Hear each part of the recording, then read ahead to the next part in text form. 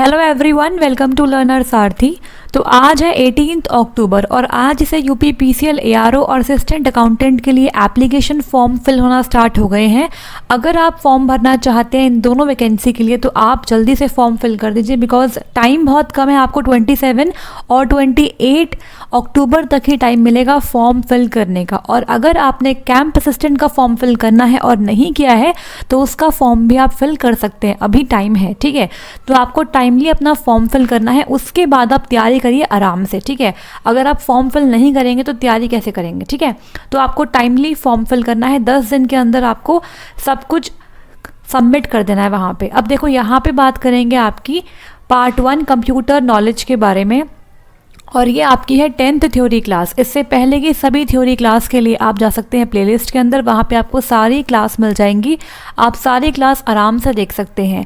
और बात रही पीडीएफ की, तो पीडीएफ भी आपको मिलेगी, डेफिनेटली मिलेगी। ठीक है, तो जो पीडीएफ है ना, अभी तक जितनी क्लास हो चुकी है उसकी एक कंबाइंड पीडीएफ मैंने बना ली है। उस पीडीएफ को मैं इस क्लास के कुछ देर बाद डाल दूंगी टेलीग्राम चैनल पे, वहाँ से आप डाउनलोड कर सकते हैं। ठीक है, तो उस पीडीएफ में से आप पढ़ सकते हैं एग्जाम टाइम पे। अगर आपको रिवाइज करने हैं कुछ पॉइंट्स तो उसके अंदर आपको सब कुछ मिल जाएगा। ठीक है, तो पीडीएफ की टेंशन मत लो, यहाँ पे आप क्लास में सिर्फ समझो। ठीक है, समझने का काम यहाँ पे करो और पीडीएफ में आपको सब कुछ कंटेंट मिल जाएगा। क्लियर हो गया? तो यहाँ पे जो क्लास चल रही है ना, ये आपको यूपी पीसीएल के सभी एग्जाम्स के अंदर और इसके साथ साथ इलाहाबाद एचसी आरओ एआरओ में कंप्यूटर असिस्टेंट के अंदर जो आपका कंप्यूटर का पार्ट आता है, 20 क्वेश्चंस आते हैं आरओ एआरओ में, वहाँ पे काफ़ी हेल्प करने वाली है ये क्लासेस। ठीक है, तो आज हम बात करने वाले हैं सेकेंडरी मेमोरी के बारे में, और आज की क्लास में आपका कंप्यूटर मेमोरी का टॉपिक खत्म हो जाएगा। ठीक है, इसके बाद मैंने क्या प्लान किया है सुन लो। इसके बाद हम करेंगे नंबर सिस्टम हम करेंगे स्टार्ट, जिसके अंदर हम बात करेंगे आपके डेसिमल, ऑक्टल, बाइनरी और हेक्साडेसिमल नंबर सिस्टम के बारे में। यहाँ पे क्वेश्चंस आते हैं, 2 से 3 क्वेश्चन आपको मिलेंगे आउट ऑफ 50, और वहाँ पे आपको कन्वर्जन से क्वेश्चन पूछे जाते हैं और ये काफ़ी स्कोरिंग होता है। अगर आपको पता है ना क्या तरीका है तो आपके 3 नंबर तो कहीं नहीं गए। ठीक है, क्योंकि यहाँ पे गलत होने के चांस बहुत ही कम होते हैं, और मैं आपको ऐसी प्रैक्टिस करा दूंगी ना कि आपका एक भी क्वेश्चन यहाँ से गलत नहीं होगा। ठीक है, तो हम स्टार्ट करेंगे नंबर सिस्टम को, और 2 से 3 या फिर 4 क्लास के अंदर हम कवर कर लेंगे नंबर सिस्टम को विद प्रॉपर प्रैक्टिस। ठीक है, उसके बाद हम करेंगे ऑपरेटिंग सिस्टम स्टार्ट। ठीक है, तो कंप्यूटर की मेमोरी तक आज हम कंप्लीट कर रहे हैं, इसके बाद स्टार्ट करेंगे नंबर सिस्टम, उसके बाद करेंगे ऑपरेटिंग सिस्टम, और उसके बाद मैं सोच रही हूँ कि सी प्रोग्रामिंग लैंग्वेज को स्टार्ट करवा दिया जाए। आप सब कमेंट बॉक्स में बताना कि सी प्रोग्रामिंग स्टार्ट करने में आप सब कितने इंटरेस्टेड है, बिकॉज सी प्रोग्रामिंग ना एक बहुत इंपॉर्टेंट टॉपिक है, वहाँ से लगा लो आपके 8 से 9 नंबर मिनिमम कहीं नहीं गए। ठीक है, तो सी प्रोग्रामिंग में अच्छे से करवाऊंगी और बहुत डिटेल में पढ़ेंगे ताकि आपका कोई भी क्वेश्चन ना जाए। ठीक है, अगर 8 से 9 नंबर कोई सब्जेक्ट आपको दिलवा रहा है तो वो काफ़ी इंपॉर्टेंट बन जाता है आपके लिए। ठीक है, आगे बढ़ेंगे और बात करेंगे यहाँ पे कल के टेस्ट के बारे में। कल आपका प्रैक्टिस टेस्ट 1 हुआ था, कंप्यूटर नॉलेज पे सारे क्वेश्चंस आए थे, 20 क्वेश्चंस आए थे, हिंदी और इंग्लिश दोनों मोड में क्वेश्चन आए थे, और विद टाइमर आपका ये टेस्ट था।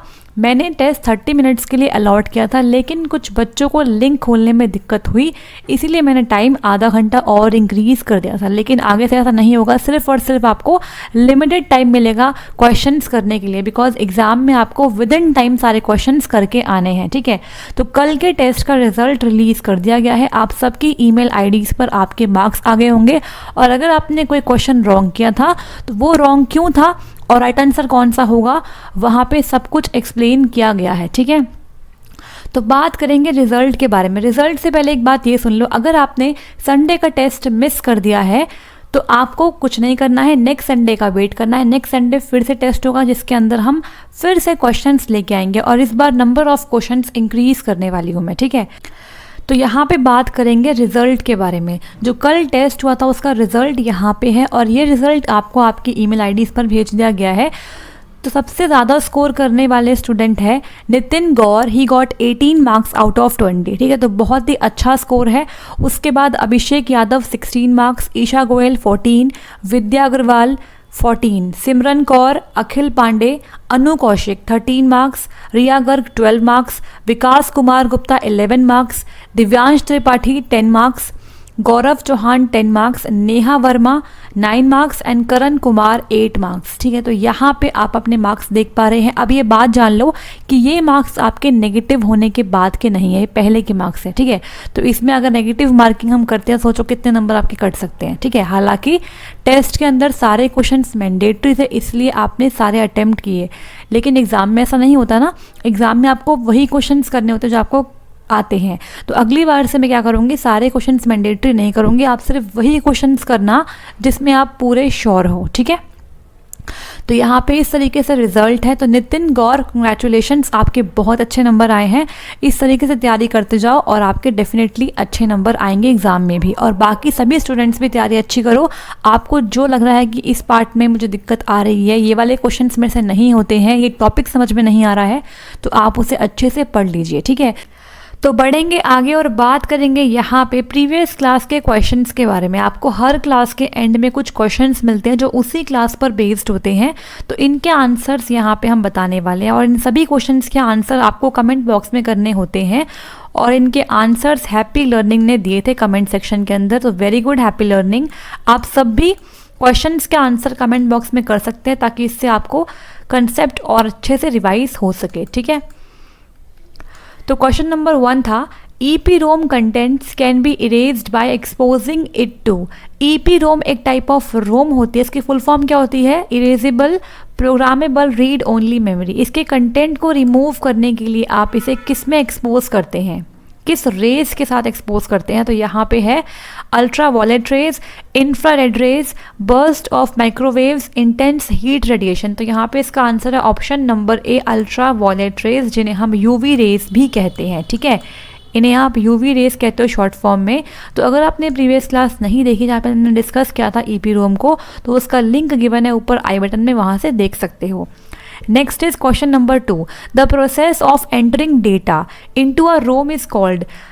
रोम के अंदर आपके डेटा को एंटर करने का प्रोसेस क्या कहलाता है, burning in the ROM, programming the ROM, changing the ROM, या फिर चार्जिंग द रोम। तो बहुत ही ईजी इसका आंसर क्या बनेगा, option number B, programming the ROM. ठीक है, आप रोम के अंदर डेटा एंटर कर सकते हो, उस प्रोसेस को बोलते हैं प्रोग्रामिंग करना रोम को। ठीक है, next is question number 3, the information in ROM is stored. यहाँ बोला गया है जो इंफॉर्मेशन होती है रोम के अंदर वो कैसे स्टोर होती है, bye the user any number of time, मतलब यूज़र कितनी बार भी डेटा को डाल सकता है।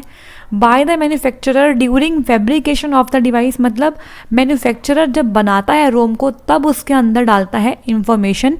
या फिर by the user using ultra violet light, या फिर by the user once and only once. देखो यहाँ पे ना आपसे पूछा गया है कि रोम के अंदर इंफॉर्मेशन कैसे स्टोर होती है। यहाँ पे रोम बोला है, EPROM या PROM नहीं बोला है। ठीक है, तो यहाँ पे आपका आंसर बनेगा option number B, by the manufacturer during fabrication of the device. मतलब जब आपका डिवाइस बनता है थ्रू मैन्युफैक्चरर, उस टाइम पर इसके अंदर डेटा और इंस्ट्रक्शंस डाल दिए जाते हैं। ठीक है, जिसे आप बोलते हो परमानेंट मेमोरी। ठीक है, और अगर बात करें EPROM की, तो उसमें आप क्या कर सकते हो, डेटा को इरेज कर सकते हो खुद से यूज़र। ठीक है, next is question number 4, which of the following ROM is programmed only once and thereafter contents can not be erased. तो यहाँ बोला है देखो, which of the following ROM is programmed only once, आप इसे सिर्फ एक ही बार प्रोग्राम कर सकते हो और उसके बाद कंटेंट को इरेज नहीं कर सकते हो। तो इसका आंसर है option number B, PROM, programmable read only memory. मतलब यूज़र सिर्फ इसे एक ही बार प्रोग्राम कर सकता है, खुद से अपने चॉइस के इसके अंदर फंक्शनैलिटी डाल सकता है। एक बार अगर ये प्रोग्राम हो गई उसके बाद इसका कंटेंट इरेज नहीं होता है। ठीक है, तो प्रोग्रामेबल रीड ओनली मेमोरी यहाँ पे इसका आंसर बनेगा। आगे बढ़ेंगे, बात करेंगे यहाँ पे क्वेश्चन नंबर 5 की, which of the following ROM is custom built by factory and can not be reprogrammed. इनमें से कौन सी ऐसी रोम है जो कि फैक्ट्री में कस्टम बिल्ट होती है और उसके बाद दोबारा आप इसे रीप्रोग्राम नहीं कर सकते हो। ठीक है, तो यहाँ पे इसका आंसर बनेगा ऑप्शन नंबर ए, मास्क रोम। ठीक है, मास्क रोम आपकी एक ऐसी रोम होती है जो एक बार बन गई तो उसे आप रीप्रोग्राम नहीं कर सकते, ये आपकी होती है इनएक्सपेंसिव, और इसके साथ साथ यहाँ पे ये अब ऑब्सलीट कर दी गई है, ठीक है। Next is question number 6, L1 and L2 refer to which type of memory. L1 and L2 आपके एक मेमोरी के टाइप होते हैं, तो यहाँ पूछा गया ये किस मेमोरी के टाइप होते हैं, मेन मेमोरी के, कैश मेमोरी के, मैग्नेटिक मेमोरी के, या फिर ऑप्टिकल मेमोरी के। तो यहाँ पे इसका आंसर है कैश मेमोरी के, ठीक है। कैश मेमोरी आपकी फर्दर 3 लेवल में डिवाइडेड है, L1, L2 और L3, ठीक है। तो यहाँ पे L1 और L2 जो है आपकी क्या है, कैश के अलग अलग लेवल्स है, लेवल 1 कैश, लेवल 2 कैश और लेवल 3 कैश, ये अलग अलग टाइप ऑफ कैशे होती है, ठीक है। आगे बढ़ेंगे और स्टार्ट करेंगे आज की क्लास को, और यहाँ पे डिस्कस करेंगे सेकेंडरी मेमोरी को। काफ़ी इंपॉर्टेंट ये टॉपिक है आपके लिए, ठीक है। और आज की क्लास में कंप्यूटर मेमोरी को हमें ख़त्म करना है, थोड़ा फास्ट पढ़ेंगे। देखो यहाँ पे, the secondary storage devices which are built into the computer और connected to the computer are known as secondary memory of the computer, ठीक है। तो जो आपके सेकेंडरी स्टोरेज डिवाइस होते हैं ना, उन्हें आप बोलते हो सेकेंडरी मेमोरी, ठीक है, जो आपके कंप्यूटर से कनेक्ट होते हैं, और ये आपका परमानेंट स्टोरेज है, मतलब ये आपका होता है नॉन वोलेटाइल इन नेचर। इसके बाद यहाँ बोला गया है it is also known as external memory और ऑक्सिलरी मेमोरी। तो एक डाउट था मेरे पास कि सेकेंडरी मेमोरी और ऑक्सिलरी मेमोरी में क्या डिफरेंस होता है, तो दोनों सेम होती है, ये इसका सेकंड नेम है, ऐसा मान लो, ठीक है। तो ऑक्सिलरी मेमोरी बोलो, एक्सटर्नल मेमोरी बोलो, या आप बोलो सेकेंडरी मेमोरी, सब कुछ सेम होता है। Next is the secondary memory is accessed indirectly via input और आउटपुट ऑपरेशंस। देखो, सेकेंडरी मेमोरी से सीपीयू डायरेक्टली डील नहीं कर पाता, क्योंकि सीपीयू की स्पीड होती है बहुत फास्ट और सेकेंडरी मेमोरी की स्पीड होती है बहुत slow as compare to speed of CPU. तो उस केस में सीपीयू डायरेक्टली सेकेंडरी मेमोरी को एक्सेस नहीं कर पाता, जो भी डेटा और इंस्ट्रक्शन सीपीयू चाहता है वो सारे आपके सेकेंडरी मेमोरी से पहले रैम में आते हैं, और रैम में आने के बाद सीपीयू उन्हें एक्सेस कर लेता है, ठीक है। तो जो भी आपका डेटा है सेकेंडरी मेमोरी के अंदर, उसको इनपुट आउटपुट ऑपरेशंस के थ्रू एक्सेस करा जाता है।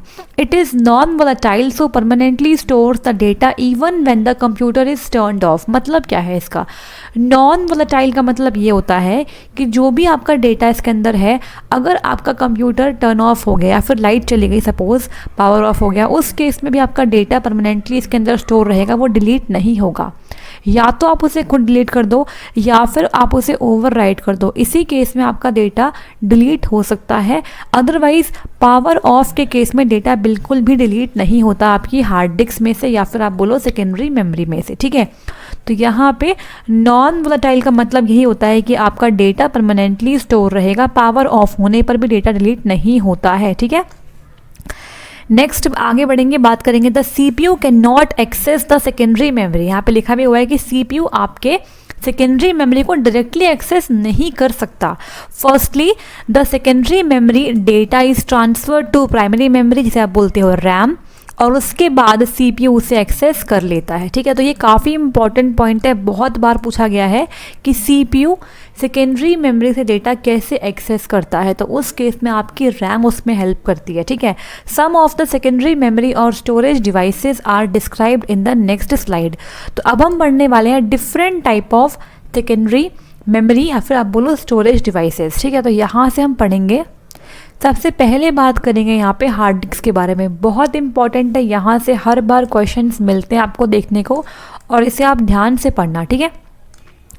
तो बात करेंगे हार्ड डिस्क के बारे में इन डिटेल में। कुछ इस टाइप से आपकी हार्ड डिस्क दिखती है, आपने देखा होगा सिस्टम यूनिट के अंदर ये लगी रहती है। देखो यहाँ पे क्या है, it is a rigid magnetic disk that is use to store data. तो ये एक रिजिड मतलब ठोस मैग्नेटिक डिस्क है जिसका इस्तेमाल हम करते हैं डेटा को स्टोर करने के लिए। It permanently store data and it is located within a drive unit, ठीक है। तो यहाँ लिखा हुआ है कि इसके अंदर डेटा परमानेंटली स्टोर होता है और ये ड्राइव यूनिट के अंदर रहती है। The hard disk is also known as hard drive, ठीक है। तो इसे हार्ड डिस्क बोलो या फिर इसे हार्ड ड्राइव बोलो, एक ही बात है। कई बार इसे बोलते हैं HDD मतलब हार्ड डिस्क ड्राइव, ऐसे भी बोलते हैं, ठीक है। It is a rigid magnetic disk that store data permanently as it is non volatile storage device, ठीक है। मतलब डेटा इसमें से डिलीट नहीं होता पावर ऑफ के केस में। The hard disk is located within a drive unit on the computer's motherboard. तो कंप्यूटर के मदरबोर्ड में ड्राइव यूनिट के अंदर आपकी हार्ड डिस्क होती है और यहाँ पे इट कंप्राइजेज ऑफ वन और more platters packed in an air sealed casing. ठीक है, तो एयर सील्ड केसिंग के अंदर एक या एक से ज़्यादा प्लेटर्स इसके अंदर रहते हैं। प्लेटर्स क्या होते हैं डिस्कस करेंगे आगे। देखो यहाँ पे क्या है next, the data is written on the platters by moving a magnetic head over the platters as they spin. ठीक है, तो अभी डिस्कस करेंगे किस तरीके से आपका हार्ड डिस्क का स्ट्रक्चर रहता है, कैसे इसके अंदर हम डेटा स्टोर करते हैं और क्या क्या इसके मेन इंपॉर्टेंट पार्ट्स होते हैं। ठीक है, यहाँ पे बोला गया है कि जो डेटा होता है ना हार्ड डिस्क के अंदर डेटा, वो आपका प्लेटर्स के अंदर स्टोर किया जाता है। कैसे, एक होता है मैग्नेटिक हेड, ठीक है, जैसे आप बोलते हो रीड राइट हेड, वो रीड राइट हेड क्या करता है, मूव करता है, स्पिन करता है और उसके अकॉर्डिंग आपके प्लेटर्स में डेटा फिल होता चला जाता है। The data stored on the computers hard drive generally includes the operating system. देखो, जो आपके हार्ड डिस्क के अंदर डेटा हम स्टोर करते हैं वो किस किस टाइप का हो सकता है। पहले बात करेंगे आपके ऑपरेटिंग सिस्टम की, फिर है आपके installed software, then and the users file and programs including pictures, music, videos, text document etcetera. सबसे इम्पॉर्टेंट जो कंटेंट, जो डेटा आपके हार्ड डिस्क में होता है वो होता है आपका ऑपरेटिंग सिस्टम। और बूटिंग के टाइम पे क्या होता है, आपका ऑपरेटिंग सिस्टम हार्ड डिस्क से उठ के कहाँ पे आता है, आपके रैम में आता है। ठीक है, तो बूटिंग हम डिस्कस करेंगे आगे जब हम पढ़ेंगे ऑपरेटिंग सिस्टम को। ठीक है, बूटिंग क्या होती है, कोल्ड बूटिंग क्या होती है, वार्म बूटिंग क्या होती है, बहुत इंटरेस्टिंग वो टॉपिक होता है। ठीक है, अब देखो यहाँ पे बोला गया है कि आपकी हार्ड डिस्क के अंदर ऑपरेटिंग सिस्टम हो सकता है, इंस्टॉल्ड सॉफ्टवेयर होता है और आपके यूज़र्स के फाइल और प्रोग्राम्स रहते हैं, जो आप सेव करते हो फाइल्स वो उसके अंदर रहती है, जिसके अंदर pictures, music, videos, audios, text document हो सकते हैं। ठीक है, आगे बढ़ेंगे और बात करेंगे यहाँ पे स्ट्रक्चर ऑफ हार्ड डिस्क के बारे में। बहुत ही इंपॉर्टेंट ये स्लाइड आप सबके लिए होने वाली है, बिकॉज यहाँ से अक्सर क्वेश्चन बनता है। और प्रीवियस ईयर पेपर की बात करें अगर 2019 में असिस्टेंट अकाउंटेंट के पेपर में भी हमने देखा था कि हार्ड डिस्क के स्ट्रक्चर से क्वेश्चन पूछा गया था। ठीक है, तो यहाँ पे देखो, यहाँ पे ये डायग्राम बहुत इंपॉर्टेंट है आपके लिए, इसलिए बोल रही हूँ ये स्लाइड आपकी डबल स्टार मार्क कर लो यहाँ पे, यहाँ से क्वेश्चन डेफिनेटली आपको दिखाई देगा। A hard disk is a memory storage device which looks like this. तो हमने हार्ड डिस्क को कुछ इस तरीके से डिवाइड कर रखा है उसके अंदर के इंटरनल पार्ट्स को। तो यहाँ बात करेंगे सबसे पहले प्लेटर्स के बारे में। देखो यहाँ पे आपके 3 प्लेटर्स आप देख पा रहे हैं, प्लेटर 1 है, प्लेटर 2 है, प्लेटर 3 है। ठीक है, तो ये आपके होते हैं प्लेटर्स और हर एक प्लेटर की होती है 2-2 सरफेसेस, एक होती है अपर सरफेस, एक होती है इसके नीचे लोअर सरफेस। ठीक है, अब यहाँ बात करेंगे आर्म असेंबली के बारे में। आर्म असेंबली से जुड़ा होता है आपका रीड राइट हेड। ठीक है, रीड राइट हेड का मेन काम क्या होता है कि डेटा को वो रीड भी करता है और राइट भी करता है प्लेटर पे। ठीक है, इसके बाद बात करेंगे स्पिंडल के, जो आपके अलग अलग प्लेटर्स होते हैं ना। देखो, एक हार्ड डिस्क में एक से ज़्यादा प्लेटर्स हो सकते हैं। ठीक है, तो स्पिंडल से आपके ये सारे प्लेटर्स अटैच रहते हैं और ये सारे पैरेलल रहते हैं एक दूसरे के। ठीक है, अब यहाँ बात करते हैं आपके सिलेंडर के बारे में। तो यहाँ पे देखो इस टाइप से आपका सिलेंडर बनता है जो आपके सभी प्लेटर्स को मिला के बन रहा है। ठीक है, अब इसके बाद बात करेंगे आपके ट्रैक्स और सेक्टर्स के बारे में। अक्सर ट्रैक्स और सेक्टर से क्वेश्चन पूछ लेते हैं। ठीक है, तो यहाँ बात करेंगे, देखो आपके प्लेटर्स को डिवाइड करते हैं अलग अलग किसमें, ट्रैक्स के अंदर, और अलग अलग ट्रैक्स को फिर डिवाइड करते हैं किसके अंदर, सेक्टर्स के अंदर। तो यहाँ से जो क्वेश्चन आया था ना प्रीवियस पेपर में वो ये आया था कि जो ये डिस्क होती है आपके हार्ड डिस्क के अंदर, इसे क्या बोलते हैं, ऐसे क्या बोलते हैं, प्लेटर बोलते हैं। तो यहाँ से क्वेश्चन पूछा गया था। अब यहाँ पे देखो, मान लो हमारा ये वाला जो प्लेटर है हमने यहाँ पे इसको रख दिया आपको समझाने के लिए। तो ये आपका एक प्लेटर है। अब इस प्लेटर को हमने डिवाइड किया अलग अलग ट्रैक्स के अंदर। देखो मैं यहाँ पे बनाती हूँ आपके लिए। देखो यहाँ पे मान लो ये आपका एक पूरा क्या है, प्लेटर है। इस प्लेटर को हम डिवाइड करते हैं ट्रैक्स के अंदर। तो ये आपका ट्रैक हम बना रहे हैं, इसके अंदर ऐसे ट्रैक्स बनते हैं। ठीक है, ये आपके हो गए ट्रैक्स। तो यहाँ पे आपका ये पहला ट्रैक है, ये दूसरा ट्रैक है और ये आपका है तीसरा ट्रैक। ठीक है, इसके बाद हम ट्रैक्स को डिवाइड करते हैं सेक्टर्स के अंदर। तो यहाँ पे इस टाइप से हमने डिवाइड किया है आपके किसको, ट्रैक्स को। ये आपके ट्रैक्स डिवाइड हो गए सेक्टर्स के अंदर, ठीक है, ऐसे मान लो। तो इन्हें आप क्या बोलोगे, जो पूरा है ना, एक मिनट रुकना, ये जो आपका ये छोटा सा हिस्सा है, ये आपका एक ट्रैक का क्या है, छोटा सा हिस्सा, इसे बोलेंगे ट्रैक का सेक्टर। क्या बोलेंगे, ट्रैक का सेक्टर। और अगर बात करें हम किसकी, अगर बात करें यहाँ से लेके यहाँ तक, मतलब सभी ट्रैक्स के सेक्टर्स वाले पार्ट को, तो इस पूरे को हम बोलेंगे डिस्क का सेक्टर। क्या बोलेंगे, डिस्क का सेक्टर। आई समझ। देखो यहाँ पे आपका ट्रैक्स ये हो गए। अब ट्रैक्स को आपने फर्दर डिवाइड किया छोटे छोटे पार्ट्स के अंदर, उसे बोलते हैं क्या, सेक्टर। तो यहाँ पे लिखा हुआ है the disk is divided into tracks. Disk को आप डिवाइड करते हो ट्रैक्स के अंदर। Each track is further divided into sector. और हर एक ट्रैक को डिवाइड करते हो किसके अंदर, सेक्टर्स के अंदर। तो बहुत इंपॉर्टेंट ये पॉइंट है। The point to be noted here is that outer tracks are bigger in size than the inner tracks, but they contain the same number of sectors and have equal storage capacity. बहुत ही important ये वाली line आपके लिए होने वाली है। देखो जो आपके आउटर ट्रैक्स होते हैं वो बड़े होते हैं। ऑब्वियसली देखो ये ट्रैक क्या है, इस ट्रैक से छोटा है ना, ये वाला ट्रैक क्या है, छोटा, ये वाला बड़ा है। लेकिन अगर बात करें सेक्टर्स की, तो यहाँ पे सेम नंबर ऑफ सेक्टर्स होते हैं। अगर बात करें यहाँ की, तो यहाँ पे देखो सेक्टर्स आपके बिल्कुल सेम आने वाले हैं। काउंट करते हैं एक बार समझने के लिए। तो यहाँ पे हम बात कर रहे हैं इनर वाले ट्रैक की, तो यहाँ पे 1 2 3 4 5 दिख नहीं रहा आपको, 6 7 8। तो यहाँ पे आपके 8 सेक्टर्स हैं, ठीक है, इनर ट्रैक के अंदर। और यहाँ पे अगर बात करें, यहाँ 5 लिख देते हैं, दिखाई नहीं दे रहा होगा। बात करते हैं आउटर ट्रैक की, तो यहाँ पे भी आपके कितने हैं, 8 ही सेक्टर्स होंगे। देखो ठीक है, तो नंबर ऑफ सेक्टर्स सेम रहते हैं, बस साइज का फ़र्क रहता है। और जो इनकी स्टोरेज कैपेसिटी है वो भी सेम रहती है, ठीक है। हर एक सेक्टर्स इक्वल स्टोरेज कैपेसिटी का होता है। क्लियर हो गया।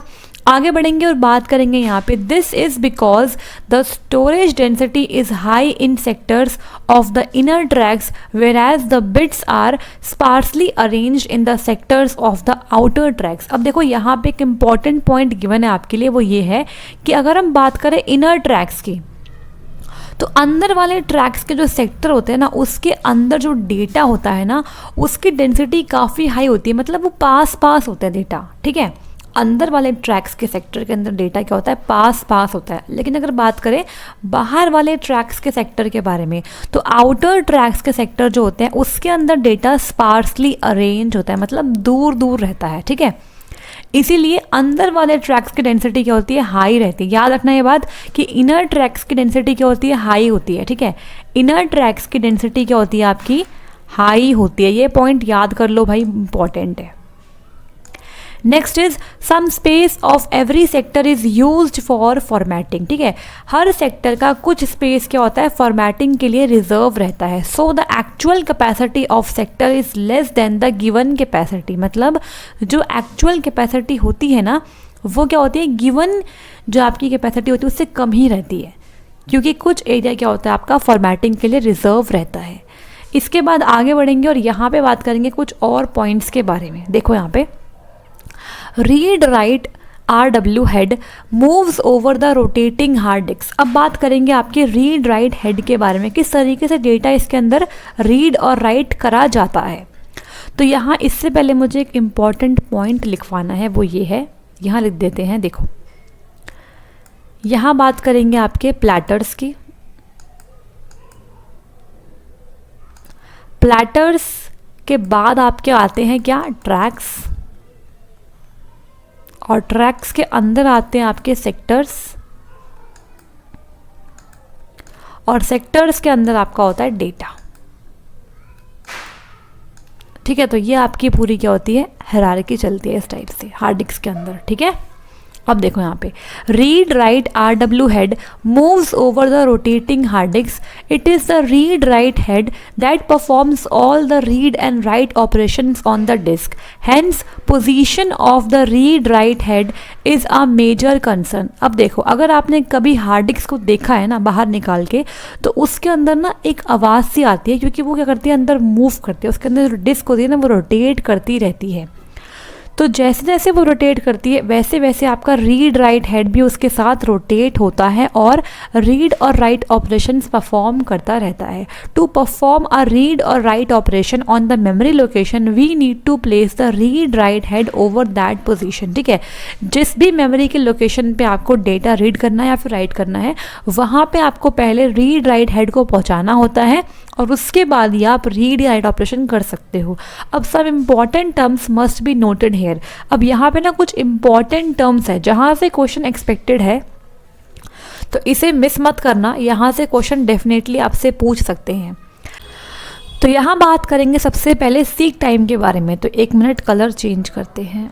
देखो सीक टाइम बहुत इंपॉर्टेंट ये आपकी टर्म होती है, इसे अच्छे से कर लेना काफ़ी इंपॉर्टेंट है। देखो सीक टाइम का मतलब क्या होता है, the time taken by read write head to reach the desired track from its current position. देखो अगर मान लो आपको हार्ड डिस्क के अंदर डेटा रीड करना है, तो ये मैंडेटरी नहीं है कि आपका रीड राइट हेड वहीं पर हो जहाँ से आपको रीड करना है ना, वो किसी और ट्रैक पे भी हो सकता है, किसी और पोजीशन पे भी हो सकता है। तो उस करंट पोजीशन से डिज़ायर्ड ट्रैक पे पहुंचने के लिए उसे कुछ टाइम लगता है, उस टाइम को बोलते हैं सीक टाइम। मतलब देखो जहाँ पे भी अभी कहीं पर भी आपका रीड राइट हेड है, वहाँ से आपके डिज़ायर्ड ट्रैक तक पहुँचने के लिए, यहाँ पे ट्रैक की बात कर रही हूँ मैं, डिज़ायर्ड ट्रैक तक पहुंचने के लिए जो टाइम लगता है उसे बोलते हैं रीड राइट हेड। एक बार फिर समझ लो, करंट पोजीशन से डिज़ायर्ड ट्रैक तक पहुंचने के लिए जो टाइम लगता है रीड राइट हेड को, उसे बोलते हैं सीक टाइम। ठीक है, नेक्स्ट इज रोटेशनल लेटेंसी। ये भी बहुत इंपॉर्टेंट है। देखो time taken by the sector to come under the read write head. अब देखो आपका रीड राइट हेड ट्रैक पे तो पहुंच गया, लेकिन ट्रैक के अंदर उसे सेक्टर पे पहुंचना है। तो जब वो एक डिज़ायर्ड सेक्टर पे पहुंच जाता है ना, उतना टाइम जब वो लगता है उसको पहुंचने में, उसे बोलते हैं क्या, रोटेशनल लेटेंसी। ठीक है, मतलब डिज़ायर्ड सेक्टर तक पहुंचने के लिए रीड राइट हेड जो टाइम लेता है उसे बोलते हैं रोटेशनल लेटेंसी। इसके बाद बात करते हैं आपके डेटा ट्रांसफ़र टाइम के बारे में, ये भी इंपॉर्टेंट है। Time taken to transfer the required amount of data, it depends upon the rotational speed. जो डेटा आपको रिक्वायर्ड है, उस डेटा को आपको पूरा ट्रांसफ़र करने में कितना टाइम लगता है, उसे बोलते हैं डेटा ट्रांसफ़र टाइम, और ये डिपेंड करता है आपके रोटेशनल स्पीड के ऊपर। ठीक है, नेक्स्ट बात करेंगे कंट्रोलर टाइम के बारे में। The processing time taken by the controller. जो आपका कंट्रोलर है उसको जो टाइम लगता है प्रोसेसिंग करने में, उसे बोलते हैं कंट्रोलर टाइम। देखो यहाँ पे ना रीड राइट हेड को कंट्रोल करने के लिए होता है कंट्रोलर, जैसे बोलते हैं रीड राइट कंट्रोलर। ठीक है, next is 5th point, average access time.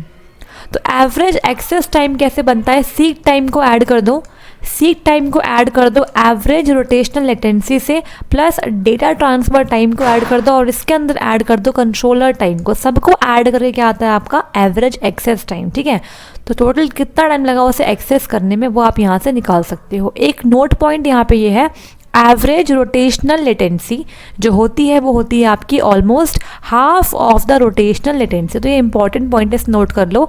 जो आपकी एवरेज हम निकालते हैं रोटेशनल लेटेंसी का, वो हाफ ऑफ रोटेशनल लेटेंसी होती है। ठीक है, अब यहाँ पे एक चीज़ नोट ये करो, जो आपका रीड राइट हेड होता है ना, ये जो रोटेशन करता है ना, ये सिर्फ करता है 180 डिग्री की ही रोटेशन कर पाता है। ठीक है, तो कंप्लीट रोटेशन की नहीं कर पाता है। ठीक है, आगे बढ़ेंगे और बात करेंगे यहाँ पे next type of storage device की, जो है आपका सॉलिड स्टेट ड्राइव्स। काफ़ी इंपॉर्टेंट ये आपका स्टोरेज डिवाइस होने वाला है, क्योंकि आजकल के मॉडर्न लैपटॉप्स और कंप्यूटर्स के अंदर हार्ड डिस्क की जगह आपका सॉलिड स्टेट ड्राइव्स को यूज़ करा जा रहा है। ठीक है, तो इसका शॉर्ट फॉर्म क्या है, SSD।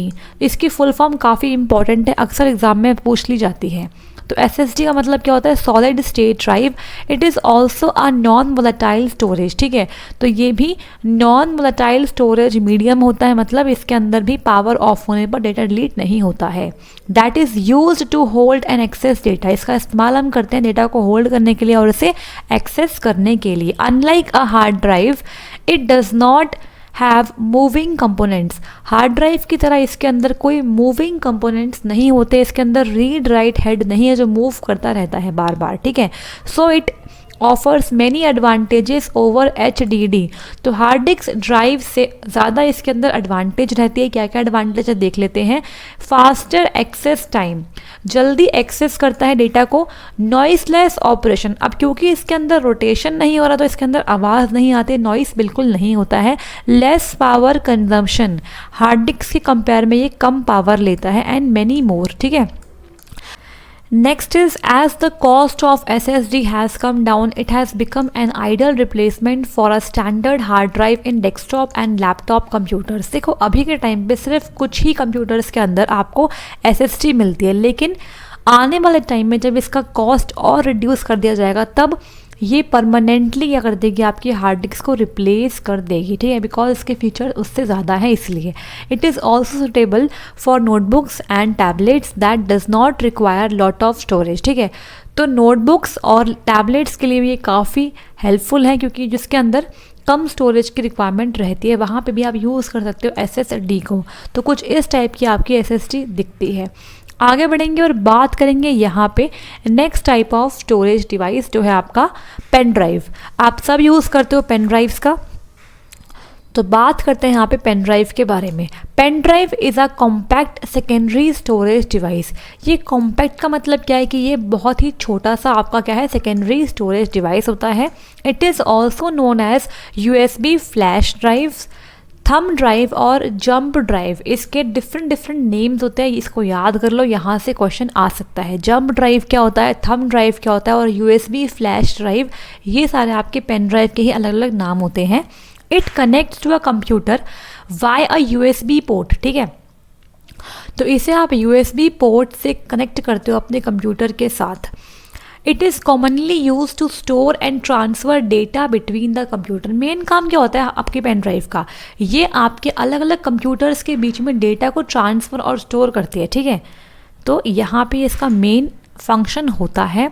For example, you can write a report using a computer and then copy और transfer it in the pen drive. ऐसा होता है ना कि हम घर में बनाते हैं PPTs और कॉलेज में जब हमें करना होता है प्रेजेंटेशन तो वहाँ पे हम पेन ड्राइव में लेके जाते हैं अपनी PPT को, ठीक है। तो हमने एक कंप्यूटर से निकाली PPT और दूसरे में अटैच करके चला ली, ठीक है। ये काम होता है आपके पेन ड्राइव का। Later you can connect this pen drive to computer to see और एडिट योर रिपोर्ट, ठीक है। तो आप उस पेन ड्राइव में जो आपने अपनी PPT रखी है उसको किसी दूसरे कंप्यूटर में लगाकर देख सकते हो और उसको एडिट भी कर सकते हो। You can also store your important documents and pictures, music, videos in the pen drive and keep it at safe place, ठीक है। तो पेन ड्राइव के अंदर आप क्या कर सकते हो, अपने डॉक्यूमेंट्स वगैरह डाल सकते हो, pictures, music etcetera. Pen drives does not have movable parts, ठीक है। पेन ड्राइव के अंदर कोई मूवेबल पार्ट्स नहीं होते हैं। It comprises an integrated circuit memory chip that store data. इसके अंदर बेसिकली होता क्या है, इसके अंदर होती है IC चिप जिसके अंदर डेटा स्टोर होता है।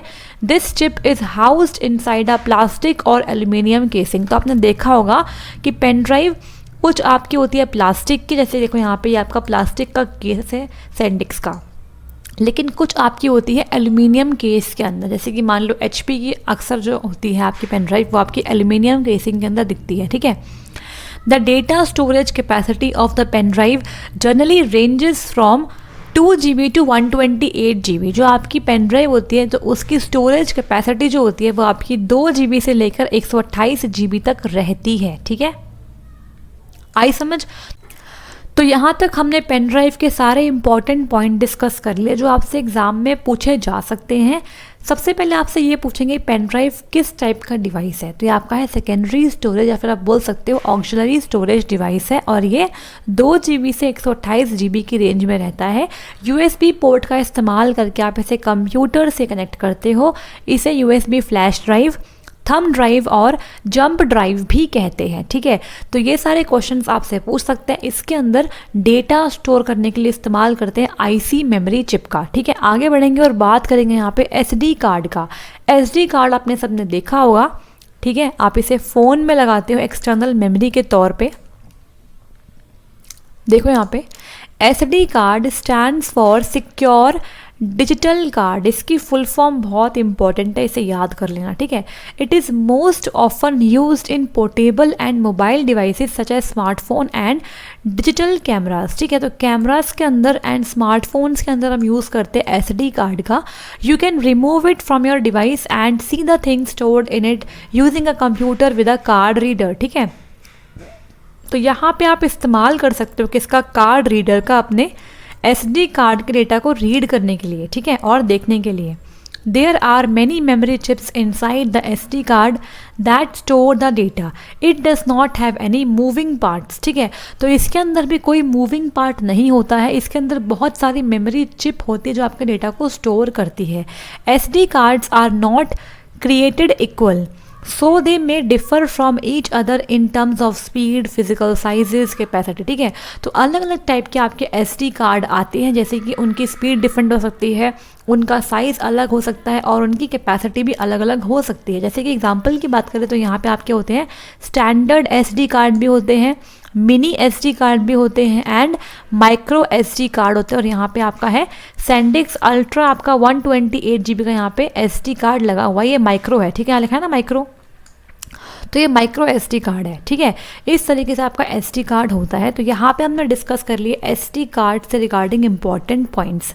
आगे बढ़ेंगे और बात करेंगे यहाँ पे कॉम्पैक्ट डिस्क के बारे में, जिसे हम बोलते हैं सीडी शॉर्ट फॉर्म में। इसकी फुल फॉर्म इंपॉर्टेंट है और यहाँ पे कुछ इस टाइप की आपकी सीडी दिखती है, ठीक है। देखो यहाँ पे क्या है, compact disc is a portable secondary storage device in the shape of the round medium disc, ठीक है। तो ये आपका पोर्टेबल है, मतलब आप इसे कहीं भी कैरी कर सकते हैं और ये सेकेंडरी स्टोरेज डिवाइस है जो आपका राउंड मीडियम डिस्क की शेप में रहता है। It is made up of polycarbonate plastic. ये इंपॉर्टेंट है, पूछ सकते हैं कि ये किस पर्टिकुलर मटेरियल से बना रहता है। तो यहाँ पे पॉलीकार्बोनेट प्लास्टिक से ये बना होता है। The concept of CD was co-developed by Philips and Sony in the year 1982। तो सीडी का जो कंसेप्ट है ना वो आपका 1982 में आ गया था, बाय फिलिप्स और सोनी दोनों ने मिलकर बनाया था, ठीक है। In the beginning, it was used for storing and playing sound recordings. Later, it was used for various purposes such as storing documents, audio files, videos and other data like software programs in CD, ठीक है। तो starting में जो इसका main काम था वो था भाई साउंड रिकॉर्डिंग्स या फिर सॉन्ग्स वगैरह को स्टोर करना या फिर प्ले करना। लेकिन बाद में इसके और यूज़ बढ़ने लगे, जैसे कि मान लो लोग इसके अंदर अपने डॉक्यूमेंट्स, अपनी वीडियो फाइल्स, ऑडियो फाइल्स डालने लग गए और इसके साथ साथ इसके अंदर सॉफ्टवेयर भी आने लग गए हैं, ठीक है। A standard CD is around 5 inches in diameter and 0.05 inches in thickness। तो इसकी मोटाई जो होती है वो कितनी होती है, 0.05 इंचेस अगर बात करें स्टैंडर्ड CD की, और 5 इंच मतलब यहाँ से लेके यहाँ तक जो इसका डायमीटर है ना ये आपका होता है 5 इंच का, और जो इसकी मोटाई है ये चीज़ ये इसकी होती है 0.05 इंचेस की, ठीक है। It is made up of clear polycarbonate plastic substrate, a reflective metallic layer and a clear coating of acrylic plastic, ठीक है। तो यहाँ पे हमने important point डिस्कस कर लिए CD से रिगार्डिंग। नेक्स्ट आगे बढ़ेंगे और बात करेंगे यहाँ पे DVD के बारे में। DVD भी आपका एक important type of secondary storage media है और ये भी इम्पॉर्टेंट है। इसकी फुल फॉर्म से क्वेश्चन आ सकते हैं या फिर इसके कैटेगरीज से क्वेश्चन बन सकते हैं। तो बात करेंगे यहाँ पे डीवीडी की और कुछ इस टाइप की आपकी डीवीडी दिखती है, ठीक है। देखो DVD is short for digital versatile disc और डिजिटल वीडियो डिस्क। तो दो इसकी फुल फॉर्म रहती है, एग्जाम में इनमें से कोई सी भी आ सकती है, आपको सही आंसर मार्क करके आना होता है, ठीक है। It is a type of optical media. तो सीडी और डीवीडी दोनों आपका ऑप्टिकल मीडिया का टाइप होता है, used for storing optical data, ठीक है। तो ये आपका ऑप्टिकल मीडिया के अंदर आता है, इसके अंदर हम ऑप्टिकल डेटा स्टोर करते हैं। Although it has the same size as a CD, its storage capacity is much more than CD. Size इसका सेम रहता है CD के जैसा ही, लेकिन इसका अंदर जो स्टोरेज कैपेसिटी है वो बहुत ज़्यादा होती है CD के कंपैरिजन में, ठीक है। So it is widely used for storing and viewing movies and to distribute software programs as they are too long to fit on a CD. तो देखो DVD क्यों बनाई गई? CD के अंदर बड़े बड़े प्रोग्राम्स, मूवीज़ वगैरह नहीं आ पाती थी, तो उसको स्टोर करने के लिए हमने इस्तेमाल करना स्टार्ट किया DVD का, ठीक है। DVD was co-developed by Sony, Panasonic, Philips and Toshiba in the year 1995. तो आपकी जो CD थी वो आई थी 1982 में, लेकिन जो आपकी DVD है वो आपकी आई थी इन द ईयर 1995, और इसको बनाने वाली कंपनियां थी सोनी, फिलिप्स, पैनासोनिक और तोशिबा, ठीक है। अब बात करते हैं डिफरेंट टाइप ऑफ DVDs के बारे में। तो DVDs can be divided into 3 main categories which are as follows. तो यहाँ बात करेंगे first category, that is DVD ROM, मतलब DVD रीड ओनली मेमोरी, ठीक है। यहाँ पे रोम मतलब है रीड ओनली, इसे आप सिर्फ रीड कर सकते हो, ठीक है। These type of DVDs come with media already recorded on them such as movie DVDs, मतलब ये वो DVD है जिसे आप सिर्फ रीड करोगे, सिर्फ देखोगे, ये पहले से ही रिकॉर्डेड आती है, आप इसके अंदर कोई भी छेड़छाड़ नहीं कर सकते। As the name suggest, data on this disc can not be erased और edited, so these disc are known as non writable DVD और रीड ओनली DVD। मतलब देखो समझो, जो आपकी मूवीज़ की DVD आती थी पहले, वो सिर्फ आप रीड कर सकते हो, उसके अंदर आप इरेज नहीं कर सकते हो, ठीक है। तो ये आपका एक टाइप ऑफ DVD होता है जिसे आप सिर्फ देखने का इस्तेमाल के लिए यूज़ करते हो, ठीक है। ये पहले से ही रिकॉर्ड होके आपके लिए मिलती है। Next is DVD R। तो यहाँ पे R मतलब क्या है? राइटेबल है। यहाँ पे R का मतलब देखो है राइटेबल, ठीक है। It allows you to record और write information to the DVD। तो यहाँ पे आप अपने DVD के अंदर डेटा को राइट कर सकते हो और इन्फॉर्मेशन को डाल सकते हो इसके अंदर। However you can write information only once as it becomes read only DVD once it is full. लेकिन आप सिर्फ एक ही बार डेटा डाल सकते हो, उसके बाद ये बन जाती है रीड ओनली DVD, मतलब एक बारी के बाद आप दोबारा इसके अंदर डेटा नहीं डाल सकते हो, ठीक है। तो ये आपकी है राइटेबल, सिर्फ एक ही बार आप राइट करोगे इसके अंदर डेटा खुद से, उसके बाद आप इसे सिर्फ रीड ओनली के तौर पे ही इस्तेमाल कर पाओगे। लास्ट है DVD RW, जो बहुत ही पॉपुलर हुई थी आपके लिए, ठीक है। देखो ये क्या है, रीराइटेबल और इरेजेबल, मतलब इसे बार बार आप रिकॉर्ड कर सकते हो और बार बार इसे इरेज कर सकते हो, ठीक है। तो this type of disc can be erased, written और रिकॉर्डेड मल्टीपल टाइम्स, ठीक है। तो यहाँ पे कोई लिमिटेशन नहीं है, कितनी बार भी डेटा डाल सकते हो और इरेज कर सकते हो। तो ये आपके 3 टाइप है, DVD रोम, DVD R, DVD RW। यहाँ पे आपको याद करना है कि DVD रोम में क्या होता है, DVD R में R का मतलब क्या है, क्या मतलब है राइटेबल, DVD RW में क्या मतलब है आपके RW का रीराइटेबल, ठीक है। तो इस तरीके से आपको याद करना है इन सभी DVDs के टाइप के फीचर्स। आगे बढ़ेंगे और बात करेंगे यहाँ पे कंप्यूटर मेमोरी यूनिट्स की। बहुत इंपॉर्टेंट यूनिट्स है, यहाँ से भी क्वेश्चन देखा जाता है, ठीक है।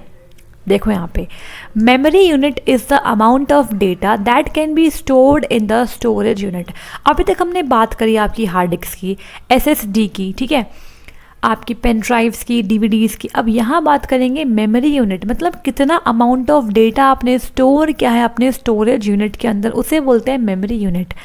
This storage capacity is expressed in terms of bytes. तो हम बाइट्स के अंदर क्या करते हैं, स्टोरेज कैपेसिटी को एक्सप्रेस कर सकते हैं। The following table explains the main memory units. तो यहाँ पे आपके सामने है मेन मेमोरी यूनिट्स। तो फर्स्ट बात करेंगे बिट के बारे में। बिट का होता है फुल फॉर्म क्या, बाइनरी डिजिट। याद कर लेना, एक बार मैंने देखा था एग्जाम में पूछा गया था कि what is the full form of a bit. तो बिट मतलब होता है बाइनरी डिजिट। अब binary digit is logical 0 and 1। तो आप जानते हो कि बिट क्या होती है, सिर्फ 2 होती है, 0 और 1, रिप्रेजेंटिंग अ पैसिव और एक्टिव स्टेट। इसे बोलते हो आप पैसिव स्टेट, या इसे बोल सकते हो ऑफ स्टेट, इसे बोलते हो एक्टिव या फिर on state of a component in a electric circuit, ठीक है। नेक्स्ट इज निबल के मतलब क्या होता है। निबल जो होता है ना, वो आपके 4 बिट्स से मिलके बनता है। इन टर्म्स को याद कर लो, बहुत इंपॉर्टेंट है। निबल क्या होता है, ग्रुप ऑफ 4 बिट्स, 4 बिट्स से मिलकर जो बनता है उसे बोलते हैं निबल, और जो 8 बिट्स से मिलके बनता है उसे बोलते हैं बाइट, ठीक है। A group of 8 bits is called as byte. A byte is the smallest unit which can represent a data item or character. ठीक है, तो यहाँ लिखा भी हुआ है कि आप स्टोरेज कैपेसिटी को बाइट्स में एक्सप्रेस करते हो, और जो बाइट है ना आपकी स्मॉलेस्ट यूनिट होती है आपके किसी भी डेटा आइटम को रिप्रेजेंट करने के लिए। नेक्स्ट बात करते हैं वर्ड की। वर्ड भी एक इम्पॉर्टेंट टर्म है आपके लिए। यहाँ पे होता क्या है वर्ड समझो।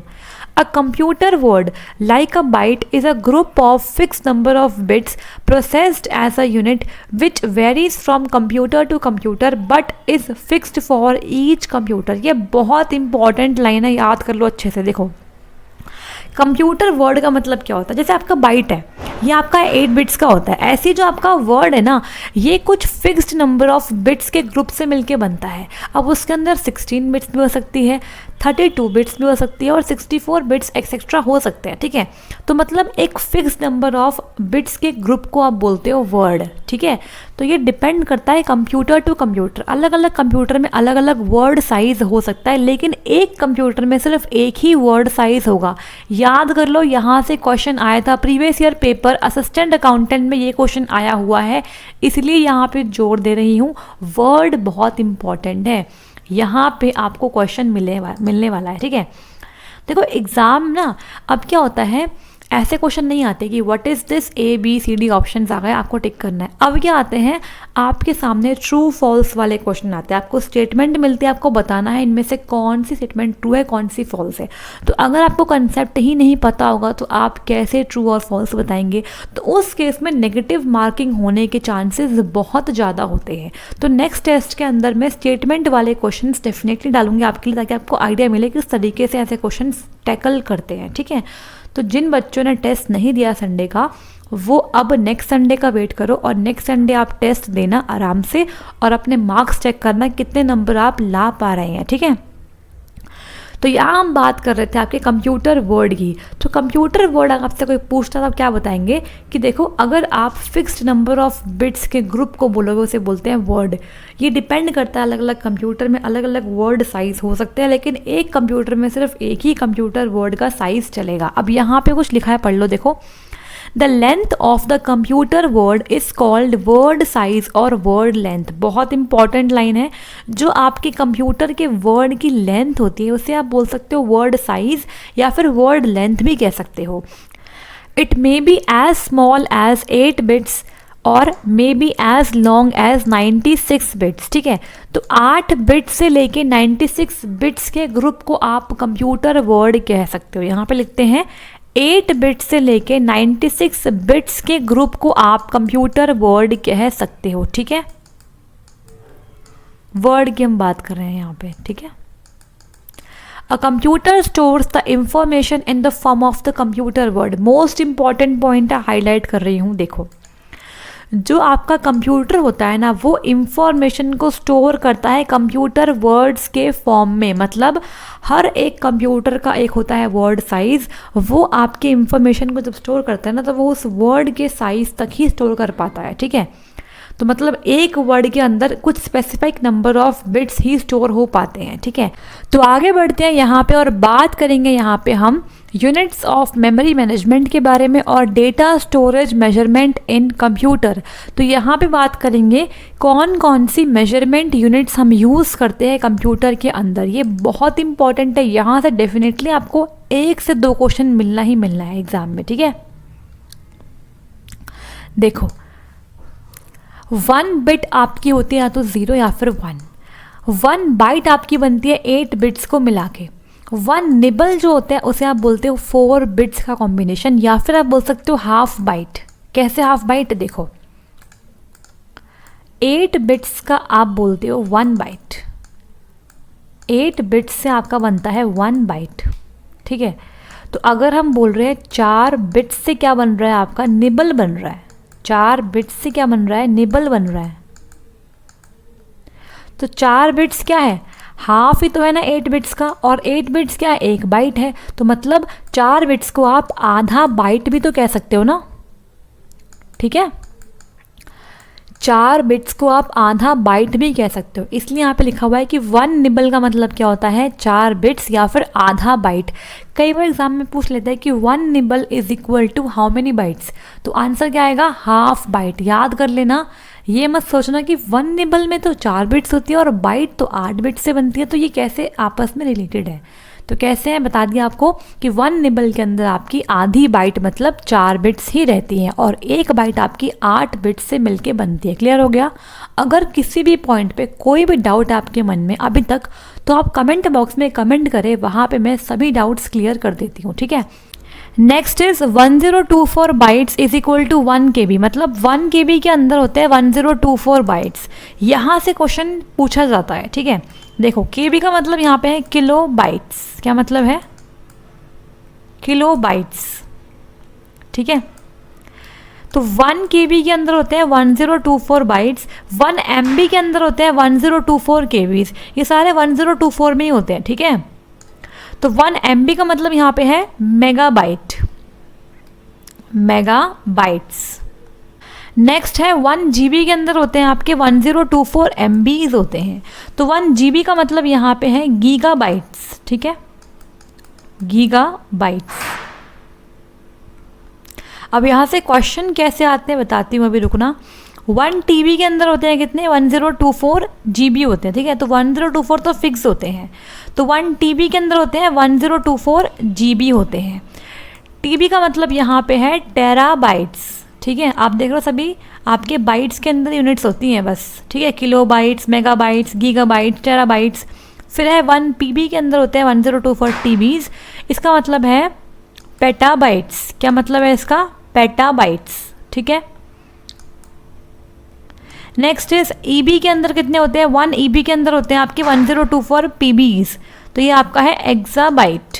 क्या है, एक्साबाइट। नेक्स्ट बात करेंगे 1 ZB, इसे आप बोल सकते हो ZB। तो 1 ZB के अंदर कितने आपके EB होते हैं, कितने होते हैं, 1024 EBs होते हैं। तो 1 ZB मतलब आपका जेटाबाइट, जेटा बाइट्स, ठीक है। इसके बाद है आपका 1 YB is equal to 1024 ZB, इसे बोलते हैं योटा बाइट्स, ठीक है। इसके बाद भी यूनिट्स होती है, लेकिन आपके लिए यहीं तक ही इम्पॉर्टेंट है। इसके बाद आपका आता है ब्रोंटोबाइट, मतलब 1 ब्रोंटोबाइट, BB कह सकते हो उसे आप, ब्रोंटोबाइट। ब्रोंटोबाइट्स के अंदर कितने होते हैं आपके 1024 योटा बाइट्स होते हैं, ठीक है, 1024 योटा बाइट्स इसके अंदर होते हैं। इसके बाद आपका होता है जियोबाइट्स, ठीक है। तो इस तरीके से ये बहुत सारी आपकी हायरार्की होती है, लेकिन आपके लिए इतने ही इंपॉर्टेंट है, इससे ज़्यादा आपके एग्ज़ाम में नहीं पूछ सकते हैं, ठीक है। तो एग्ज़ाम में क्वेश्चन कैसे बनता है, देखो आपसे पूछ लेंगे 1 गीगाबाइट इज इक्वल टू, ऐसे लिख देंगे, और ऑप्शन में हो जाएगा ऑप्शन नंबर A 1024 MB, फिर आ जाएगा B part 1024 TB, C is 1024 PBs and D part is 1024 EB, ठीक है। तो इस तरीके से आपको राइट आंसर मार्क करना है, तो यहाँ पे 1 GB is equal to 1024 MB is the right answer, ठीक है। तो इस तरीके से आपसे क्वेश्चन पूछे जाते हैं, और आपसे ये पूछ सकते हैं कि आपको 4 ऑप्शन दे दिए, लेट्स सपोज आपको क्वेश्चन में ऐसे ऑप्शन दे दिए। फर्स्ट है आपका क्वेश्चन है find out largest memory unit, ठीक है, लार्जेस्ट मेमोरी यूनिट। क्वेश्चन ये है, ऑप्शन नंबर A में आपको दे दिया एक्साबाइट, ऑप्शन नंबर B में दे दिया पेटाबाइट, ऑप्शन नंबर 3 में दे दिया आपको KB किलोबाइट, और ऑप्शन नंबर 4 में आपको दे दिया ZB जेटाबाइट्स। तो आपको बताना सबसे लार्जेस्ट मेमोरी यूनिट इनमें से कौन सी है, तो कौन सी आपकी ऑप्शन नंबर 4 कौन सा है, जेटाबाइट, मतलब जेटाबाइट आपका यहाँ पे राइट आंसर बनने वाला है। ठीक है, तो यहाँ पे इन दो फॉर्मेट्स में आपको यहाँ से क्वेश्चन देखने को मिल सकते हैं। तो ये काफ़ी इंपॉर्टेंट स्लाइड है, यहाँ से 1 से 2 क्वेश्चन डेफिनेटली आ सकते हैं। ठीक है, 1 से 2 मार्क्स आपको यहाँ से मिल सकते हैं। ये वाला टेबल और ये टेबल दोनों ही इंपॉर्टेंट है आपके लिए। ठीक है, आगे बढ़ेंगे और बात करेंगे यहाँ पे फुल फॉर्म्स के बारे में। तो आज है लेटर एच की बारी। तो यहाँ पे कुछ इंपॉर्टेंट फुल फॉर्म है एच से रिलेटेड। तो बात करेंगे सबसे पहले HCI के बारे में, ह्यूमन कंप्यूटर इंटरेक्शन के बारे में। ठीक है, तो आजकल मशीन्स के अंदर हम क्या डाल रहे हैं, ह्यूमन कंप्यूटर इंटरेक्शन डाल रहे हैं, मतलब कंप्यूटर आपके ह्यूमन से कम्युनिकेट कर पाए। ठीक है, next is HLL, high level language, important full form exam में पूछी जाती है। Next is HPFS, high performance file system. इसके बाद है HDD, hard disk drive, important full form. Next is HSM, hierarchical storage management. इसके बाद है HTM, hierarchical temporal memory. Next is HTML, important है, hypertext markup language.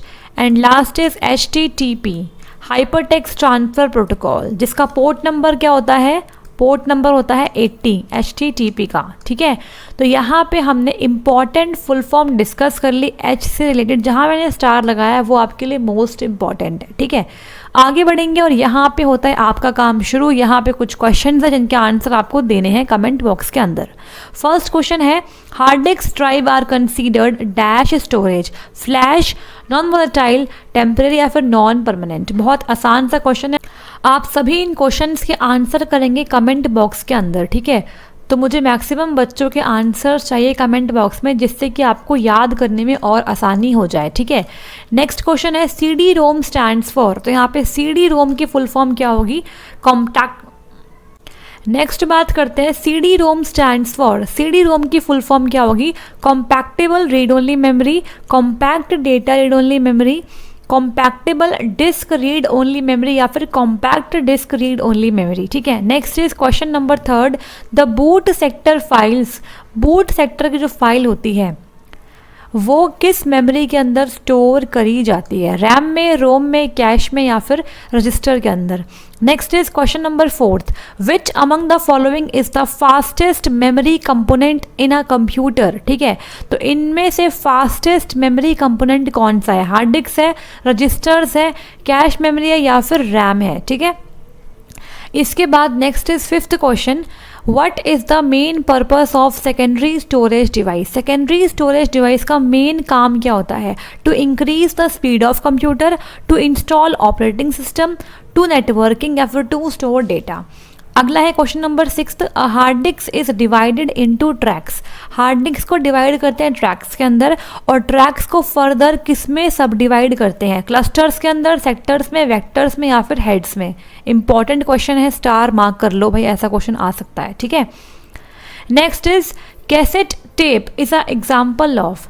Cassette tape आप देखते हो किस तरीके से होती थी, पहले यूज़ करते थे उसे, वो किस टाइप की मेमोरी का एग्जांपल है, सेकेंडरी, प्राइमरी, वोलेटाइल या फिर टर्शरी। सोच के आंसर देना है इसका। ठीक है, next is 8th question, to read data floppy drive, hard drive and tape drive uses. ठीक है, फ्लॉपी ड्राइव, हार्ड ड्राइव और टेप ड्राइव डेटा को रीड करने के लिए किसका यूज़ करती हैं, लेज़र टेक्नोलॉजी का, सेंसर टेक्नोलॉजी का, मैग्नेट टेक्नोलॉजी या फिर पेन का।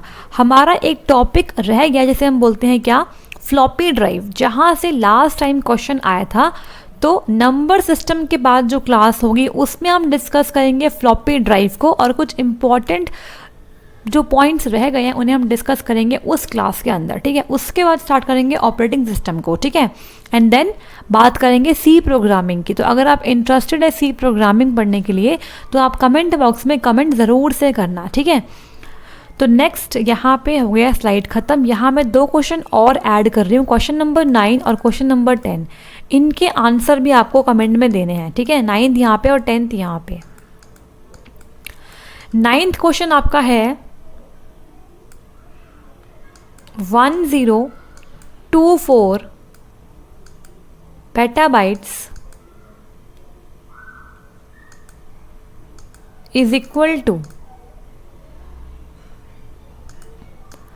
First is 1 GB, second is 1 TB, third is 1 ZB, fourth is 1 YB। ठीक है, नेक्स्ट 10th क्वेश्चन आपका है, which of the following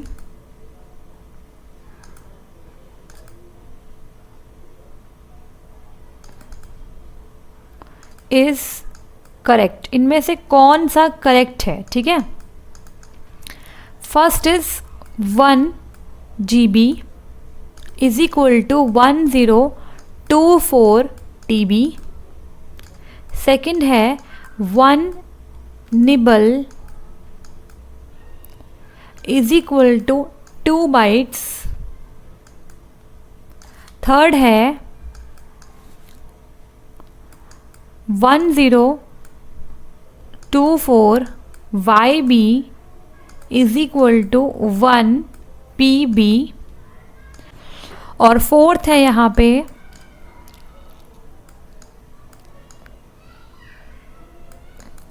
TB is equal to terabytes. ठीक है, मतलब TB का मतलब क्या है, टेराबाइट्स होता है। तो यहाँ पे कौन सी स्टेटमेंट आपकी सही है, तो ऑप्शन में आपको बताना है which of the following is true. ठीक है, ये सही है, ये या फिर ये या फिर ये। ठीक है, तो यहाँ पे आपको टोटल 10 क्वेश्चन होमवर्क में दिए हैं। आई होप आप सभी क्वेश्चंस के आंसर करेंगे कमेंट सेक्शन के अंदर। तो अगर आज की क्लास पसंद आई तो लाइक करें, शेयर करें एंड सब्सक्राइब करें लर्नर सारथी चैनल को, और आगे आने वाली सभी वीडियोस के लिए सब्सक्राइब कर लीजिए और बेल आइकन को प्रेस कर लीजिए। टेलीग्राम पे जुड़ने के लिए आप इस लिंक को देख सकते हैं, और ये लिंक आपको डिस्क्रिप्शन बॉक्स में मिल जाएगा, वहाँ से ज्वाइन कर लेना। और जो PDF है आपको वो मिलेगी टेलीग्राम चैनल पे, इस वीडियो के कुछ देर बाद मैं वहाँ पर डाल दूँगी। ठीक है, आई होप आपको समझ में आई होगी आज की क्लास। कोई भी अगर डाउट बनता है आपके माइंड में तो आप कमेंट बॉक्स में डेफिनेटली कमेंट करके पूछ सकते हैं। ठीक है, किसी भी पॉइंट पे कोई भी डाउट हो तो आप पूछ लेना, मैं बता दूंगी। आपका मेमोरी के अंदर से बचता है फ्लॉपी डिस्क, इसको मैं डिस्कस करूंगी आपके नंबर सिस्टम की क्लास के बाद। ठीक है, तो इसी वीक में हम कंप्लीट कर लेंगे नंबर सिस्टम को, और फ्लॉपी डिस्क के साथ अगर कुछ टॉपिक्स बचे रह गए होंगे तो उनको भी डिस्कस कर लेंगे, और फिर स्टार्ट करेंगे ऑपरेटिंग सिस्टम को। ठीक है, तो क्लास पसंद आई तो सभी शेयर करना ज़रूर से, और लाइक भी कर दिया करो। ठीक है, so thank you so much, all the very best, मिलेंगे नेक्स्ट क्लास में।